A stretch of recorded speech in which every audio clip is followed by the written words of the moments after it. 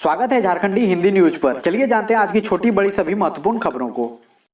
सरना धर्म कोड की मांग खारिज कर आदिवासी धर्म कोड का प्रस्ताव।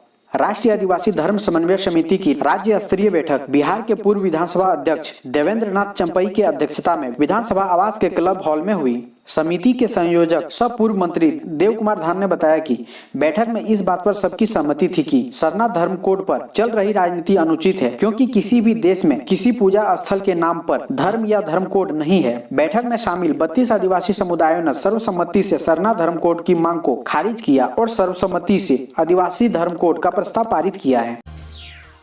मोबाइल नंबर गैस कनेक्शन से लिंक नहीं है तो नहीं हो परेशान। सिलेंडर के लिए डीएसी फिलहाल अनिवार्य नहीं। किसी उपभोक्ता का मोबाइल नंबर गैस कनेक्शन से लिंक नहीं है तो परेशान होने की कोई जरूरत नहीं है। सार्वजनिक क्षेत्र के तेल कंपनियों ने 1 नवंबर से अनिवार्य किए जाने वाले डिलीवरी ऑथेंटिकेशन कोड यानी डीएसी को फिलहाल टाल दिया है।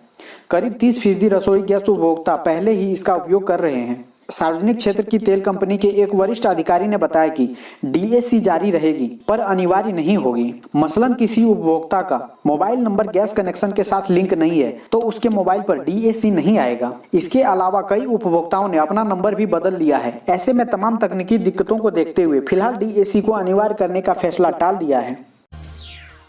कोरोना वैक्सीन खरीद की रेस में आगे निकला भारत। 60 करोड़ टीके का दे चुका ऑर्डर और 1 अरब के लिए बात।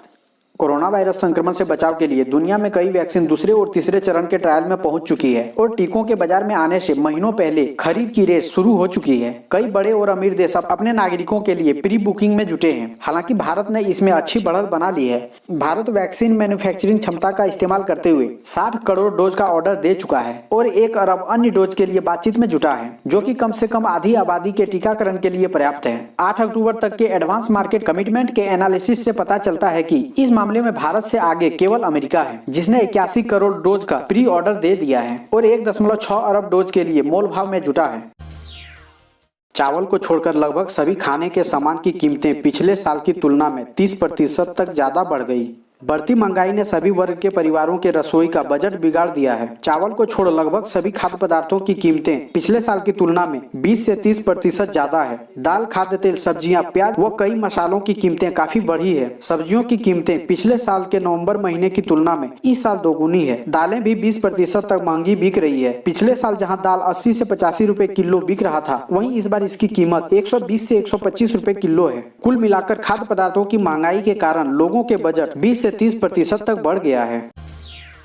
रिम्स के बॉयज हॉस्टल में लगी आग, मेडिकल स्टूडेंट गंभीर हालत में हॉस्पिटलाइज्ड। झारखंड की राजधानी रांची में स्थित राज्य के सबसे बड़े सरकारी मेडिकल कॉलेज के हॉस्टल में आग लग गई। आग लगने की वजह से कमरे में रखा सारा सामान जलकर नष्ट हो गया। Rajendra institute of medical sciences यानी रिम्स के बॉयज हॉस्टल में आग लगने की वजह से सीनियर स्टूडेंट गंभीर रूप से बीमार पड़ गए। ट्रायल के तौर पर रांची रेल डिवीजन से शुरू की गई योजना देश भर में लागू। ट्रेन में अकेली सफर कर रही महिलाओं की हमसफर बनी मेरी सहेली। ऑपरेशन मेरी सहेली ट्रेनों में अकेली सफर कर रही लड़की या महिलाओं के लिए हमसफर बन गई है। ट्रेनों में महिलाओं की सुरक्षित यात्रा के लिए ट्रायल के तौर पर रांची रेल डिवीजन से शुरू की गई इस योजना को देश भर के स्टेशनों पर लागू कर दिया गया है। 2 महीने चले ट्रायल और महिलाओं से मिले बेहतर फीडबैक के आधार पर रेल मंत्रालय ने इसकी मंजूरी दे दी है। रांची रेल डिवीजन के इस प्रयोग का परिणाम यह है कि ट्रेनों में महिला उत्पीड़न के मामले में कमी आई है। ऑपरेशन मेरी सहेली के तहत ट्रेन खुलने से पहले अब हर महिला यात्रियों के पास आरपीएफ की महिला अधिकारी व जवान पहुंच रहे हैं। उनसे उनके डिटेल यानी नाम, बर्थ नंबर लेने के साथ ही मेरी सहेली की हेल्पलाइन नंबर 9102990687 और रेलवे की हेल्पलाइन नंबर 182 के बारे में बताया जा रहा है। उन्हें बताया जा रहा है कि यात्रा के दौरान असुरक्षित महसूस करें तो हेल्पलाइन नंबर पर संपर्क करें। 3000 रेल कर्मियों को 4.5 करोड़ रुपए वापस करने का आदेश, कर्मचारियों में मची खलबली। रांची रेल मंडल के तकरीबन 3000 कर्मचारियों को रात्रि भत्ता के 4.5 करोड़ रुपए वापस करने होंगे। इस संबंध में रेलवे बोर्ड का आदेश आने के बाद रांची रेल मंडल के कर्मचारियों में खलबली मच गई है। कर्मचारी इस फैसले के खिलाफ एकजुट हो गए हैं। कर्मचारी इसे गलत बताते हुए फैसले को वापस करने की मांग कर रहे हैं। गौरतलब है कि रात्रि ड्यूटी करने वाले रेल कर्मचारियों को रेलवे रात्रि भत्ता देती है। रेलवे बोर्ड ने फैसला किया था कि जिस रेल कर्मचारी की बेसिक सैलरी 43,600 रुपये से ज्यादा है, उसे अब रात्रि भत्ता नहीं मिलेगा।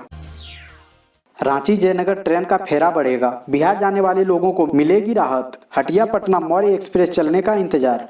दिवाली व छठ को लेकर रेलवे पर बने दबाव के बाद रांची जयनगर ट्रेन का फेरा बढ़ाया जाएगा। 1-2 दिन के अंदर इस ट्रेन के फेरा बढ़ाने की घोषणा की जा सकती है। इससे बिहार जाने वाले लोगों को राहत मिलेगी। रांची रेल डिवीजन ने रांची पटना, हटिया LTT और हटिया पूरी ट्रेन चलाने का प्रस्ताव दक्षिण पूर्व रेलवे मुख्यालय को भेजा है। इससे पूर्व भी रांची रेल डिवीजन ने 16 ट्रेन चलाने का प्रपोजल मुख्यालय को भेजा था, जिस पर केवल 18 नवंबर को रांची से पटना और रांची से जयनगर तक ट्रेन चलाने का निर्णय लिया गया। रेलवे के इस निर्णय पर रांची सांसद संजय सेठ सहित सामाजिक संगठनों ने नाराजगी जाहिर करते हुए बिहार जाने वाली ट्रेनों की संख्या बढ़ाने की मांग की है। सोरेन सरकार पर आग बबूला हुए बीजेपी प्रदेश अध्यक्ष बोले बयान पर कायम है और रहेंगे। झारखंड बीजेपी के प्रदेश अध्यक्ष और राज्यसभा सांसद दीपक प्रकाश ने कहा, खुद के ऊपर देशद्रोह का मुकदमा दायर कराए जाने के बाद कहा कि वे अपने पुराने बयान पर अब भी कायम है। 3 महीने के अंदर झारखंड की मौजूदा सरकार जाएगी। उन्होंने कहा कि सोरेन सरकार अपने अंदर की अंदरूनी कलह और विद्रोह के कारण सत्ता से बाहर चली जाएगी। दीपक प्रकाश ने कहा कि राज्य सरकार अगर मुझे गिरफ्तार करना चाहे तो गिरफ्तार करे, हम तैयार हैं। बीजेपी प्रदेश अध्यक्ष ने कहा कि इस सरकार में मुख्यमंत्री की छोड़कर किसी की नहीं चलती है। उन्होंने बंधु तिर्की के बयानों पर कटाक्ष करते हुए कहा कि जो दुकान पर उन्होंने सवाल उठाया है वह मेरा है, मेरा था और मेरा ही रहेगा। साथ ही कहा कि बंधु तिर्की को 1 करोड़ का मानहानि का नोटिस भेजे हैं। उन्होंने कहा कि जल्द ही इस सरकार के 9 महीने के कार्यकाल को हम बेनकाब भी करेंगे। दुमका और बेरमो उपचुनाव, आज सुबह 7 बजे से होगा मतदान। ईवीएम के साथ बूथ पर रवाना हुए मतदान कर्मी। झारखंड में 3 नवंबर को होने जा रहे बेरमो और दुमका विधानसभा क्षेत्र के उपचुनाव के लिए सोमवार को पोलिंग पार्टियां बूथ के लिए रवाना हुई। मतदान करने के लिए ईवीएम व अन्य जरूरी सामान के साथ अपने तय बूथ पर मतदान कर्मी देर शाम तक पहुंच गए। बूथ पर वोटरों को सोशल डिस्टेंसिंग बनाए रखने वाले गोल घेरे में कतारबद्ध करने की व्यवस्था की गई है। 10 नवंबर को चुनाव परिणाम आएगा। वहीं दोनों ही विधानसभा क्षेत्र में मुख्य मुकाबला एनडीए और महागठबंधन के बीच है। दोनों ही गठबंधन पूरी तरह से आमने सामने है और इस बार तीसरा कौन दूर दूर तक नजर नहीं आ रहा है। इधर उपचुनाव को लेकर दोनों ही विधानसभा क्षेत्रों में एनडीए और यूपीए ने अपनी पूरी ताकत झोंक दी है। दोनों ही क्षेत्र में दिलचस्प मुकाबले की उम्मीद की जा रही है। दुमका में भाजपा की लुइस मरांडी और झामुमो के बसंत सोरेन के बीच सीधा मुकाबला है, जबकि बेरमो में कांग्रेस के कुमार जय मंगल और भाजपा के योगेश्वर महतो बाटुल के बीच टक्कर है। एक स्टडी के अनुसार कोरोना वायरस में बदलाव से इसके अधिक संक्रमण होने की आशंका। अमेरिका में 5000 से अधिक कोविड-19 रोगियों पर किए गए एक अध्ययन के बाद अनुसंधानकर्ताओं ने कहा कि नोवेल कोरोना वायरस में वंशानुगत रूप से बदलाव हो रहा है और इन्हीं में से किसी एक बदलाव ने इसे अधिक संक्रमण बनाया होगा। हालांकि यह नहीं कहा गया है कि इन बदलावों ने वायरस को घातक बनाया है या चिकित्सकीय परिणामों को बदल दिया है।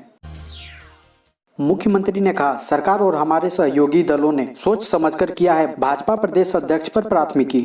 मुख्यमंत्री हेमंत सोरेन ने कहा कि भाजपा प्रदेश अध्यक्ष दीपक प्रकाश द्वारा 3 महीने के अंदर सत्ता परिवर्तन के बयान पर मुख्यमंत्री ने कहा कि भाजपा हॉर्स ट्रेडिंग को बढ़ावा दे रही है, लोकतंत्र की हत्या धन बल पर करने का प्रयास कर रही है। उन्होंने कहा कि इस तरह का बयान देने का मतलब है कि भाजपा को चुनाव से कोई लेना देना नहीं है। यूपीए के कितने विधायक भाजपा के टच में है के सवाल पर मुख्यमंत्री ने कहा कि भाजपा ने विधायकों को खरीदने के लिए दुकान खोल रखी है क्या। उन्होंने कहा कि ऐसे बयानों के कारण ही भाजपा के प्रदेश अध्यक्ष पर प्राथमिकी दर्ज की गई है और इस मामले की सघनता से जांच होगी। झारखंड में डीबीटी छात्रवृत्ति घोटाला, चाची दादा को 7वीं 8वीं का छात्र बताकर 23 करोड़ उड़ाए। वित्तीय वर्ष 2019-20 में केंद्र ने राज्य को दिए थे 61 करोड़। कल्याण विभाग में प्री मैट्रिक के अल्पसंख्यक छात्रों को दी जाने वाली करोड़ों रुपए की छात्रवृत्ति में फर्जीवाड़ा हुआ है। डीबीटी के जरिए लाभुकों के पैसे दूसरों के खातों में ट्रांसफर कर दिए गए। छात्रों के लिए वर्ष 2019-20 में केंद्र ने झारखंड को 61 करोड़ रुपए दिए थे। इसमें से करीब 23 करोड़ रुपए का फर्जीवाड़ा किया गया। रामगढ़ के दुलमी स्थित फेजुल रज्जा मदरसा में सबसे पहले खुलासा हुआ। यहाँ महिला पुरुषों को 7वीं 8वीं का छात्र बताकर छात्रवृत्ति दी गई। बिचौलियों ने फॉर्मूला दिया कि आपके खाते में 10,700 रुपए आएंगे, इसमें से आधा आपका होगा और आधा हमारा। इस हिसाब से करोड़ों रुपए वैसे लोगों को मिले जो छात्र नहीं है। रिम्स में ट्विटर पद की नियुक्ति मामले में 7 दिसंबर को हाईकोर्ट में सुनवाई। झारखंड हाईकोर्ट में सोमवार को रिम्स के ट्विटर पद पर नियुक्ति के लिए बनी नियमावली को चुनौती देने वाली याचिका पर सुनवाई हुई। अदालत ने सभी पक्षों से इस मामले में लिखित बहस और संबंधित मामले में अन्य अदालतों के आदेशों को अदालत में दाखिल करने का आदेश दिया। अब इस मामले में 7 दिसंबर को सुनवाई होगी। बता दें कि इस संबंध में डॉक्टर रेखा कुमारी ने हाईकोर्ट में याचिका दाखिल कर रिम्स की ओर बनाई गई नियमावली को चुनौती दी है। झारखंड में भूमाफियाओं ने कौड़ी के भाव बेच दी रेलवे के लिए अधिग्रहित जमीन। धनबाद में भूमाफियाओं व कुछ सरकारी कर्मियों व अधिकारियों की मिलीभगत से रेलवे के लिए अधिग्रहित जमीन भी कौड़ी के भाव बिक गई। गलत डीड तैयार कर न केवल निबंधन कार्यालय से रजिस्ट्री करा ली बल्कि उसका मोटेशन कराने की कोशिश भी हुई। हालांकि अभी तक इस जमीन का मोटेशन नहीं हो पाया है। राजधानी के पार्कों में एंट्री होगी फ्री, दिल्ली की तर्ज पर संचालन। राजधानी के पार्कों की संचालन व्यवस्था बहुत जल्द नई दिल्ली की तर्ज पर होने वाली है। इसके तहत पहले जहां पार्कों की देखरेख का कार्य टेंडर निकालकर ठेकेदारों को सौंप दिया जाता था, अब इन पार्कों का संचालन कार्य स्वयंसेवी संस्थाओं और एनजीओ को सौंपे जाने की तैयारी है। इस नई व्यवस्था की सबसे खास बात यह है कि इसमें पार्कों को आम जनता के लिए पूरी तरह से फ्री करने का निर्णय लिया गया है। मतलब पार्क में एंट्री करने पर किसी प्रकार का कोई चार्ज लोगों से नहीं लिया जाएगा। पार्क संचालन की इस नई व्यवस्था के प्रस्ताव को हाल ही में आयोजित निगम परिषद की बैठक में रखा गया था, जिसे निगम परिषद द्वारा स्वीकृति दे दी गई है। रजरप्पा मंदिर के सफाई कर्मियों को 10 माह से नहीं मिला मानदेय, बड़ी परेशानी। प्रसिद्ध सिद्धपीठ रजरप्पा स्थित छिन्नमस्ती के मंदिर परिक्षेत्र में सफाई करने वाले कर्मियों को पिछले 10 माह से मजदूरी का भुगतान नहीं हुआ है। मंदिर परिक्षेत्र में सफाई में लगे लगभग 25 सफाई कर्मियों के समक्ष रोजी रोटी की समस्या उत्पन्न हो गई है, लेकिन जिला प्रशासन का इस ओर कोई ध्यान नहीं है। विरोध में सफाई कर्मियों ने धरना प्रदर्शन किया। सोमवार को यहाँ पहुंचे सभी सफाई कर्मियों ने मंदिर परिसर में सफाई का कार्य बंद कर दिया है। इससे आने जाने वाले भक्तों को परेशानियों का सामना भी करना पड़ रहा है। पर्यटन मित्र हड़ताल पर, 5 नवंबर से सैलानियों के प्रवेश पर रोक की चेतावनी। क्या है इनकी मांगे? झारखंड पर्यटन सुरक्षा समिति की ओर से पर्यटन स्थल हुंडरू जलप्रपात में रविवार को पर्यटन मित्रों ने अपनी मांगों को लेकर बैठक की। इसकी अध्यक्षता राजकिशोर प्रसाद ने की। बैठक में मृत्यु पर अनुकंपा के आधार पर परिवार के सदस्य को काम पर रखने, बोनस, इंश्योरेंस एवं जेटीडीसी कर्मी घोषित करने की मांग को लेकर काला बिल्ला लगाकर विरोध प्रदर्शन किया। इस दौरान 2 से 4 नवम्बर तक हड़ताल पर रहने का निर्णय लिया। 5 नवम्बर से सैलानियों के प्रवेश पर रोक की चेतावनी दी है।